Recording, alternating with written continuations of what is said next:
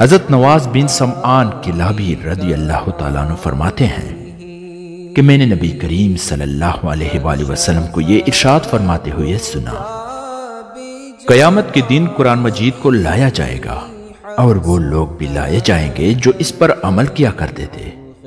سورہ بقرہ اور آل عمران جو قرآن کی سب سے پہلی سورتیں ہیں پیش ہوں گی۔ حضرت ابو ہریرہ رضی اللہ تعالیٰ عنہ سے روایت ہے کہ رسول اللہ صلی اللہ علیہ وآلہ وسلم نے ارشاد فرمایا، اپنے گھروں کو قبرستان نہ بناؤ، یعنی گھروں کو اللہ تعالیٰ کے ذکر سے آباد رکھو۔ جس گھر میں سورہ بقرہ پڑھی جاتی ہے شیطان اس گھر سے بھاگ جاتا ہے۔ حضرت ابو امامہ بہلی رضی اللہ تعالیٰ عنہ فرماتے ہیں کہ میں نے رسول اللہ صلی اللہ علیہ وآلہ وسلم کو یہ ارشاد فرماتے ہوئے سنا، قرآن مجید پڑھو کیونکہ یہ قیامت کے دن اپنے پڑھنے والوں کا سفارشی بن کر آئے گا۔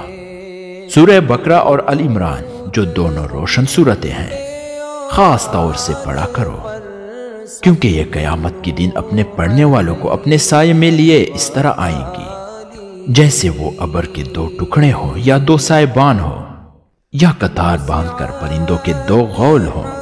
یہ دونوں اپنے پڑھنے والوں کے لیے سفارش کریں گے۔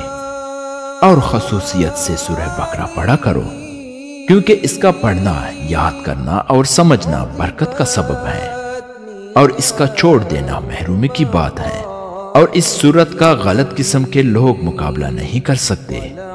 معاویہ رحمۃ اللہ علیہ کہتے ہیں، مجھے یہ بات پہنچی ہے کہ غلط قسم کے لوگوں سے مراد جادوگر ہیں، یعنی سورہ بقرہ کی تلاوت کا معمول رکھنے والے پر کسی جادوگر کا جادو نہیں چلے گا۔ حضرت ابو ہریرہ رضی اللہ تعالیٰ عنہ سے روایت ہے کہ رسول اللہ صلی اللہ علیہ وآلہ وسلم نے ارشاد فرمایا، سورہ بقرہ میں ایک آیت ہے جو قرآن شریف کے تمام آیتوں کی سردار ہے۔ وہ آیت جیسی ہی کسی گھر میں پڑھی جائے اور وہاں شیطان ہو تو فوراً نکل جاتا ہے، وہ آیات الکرسی ہے۔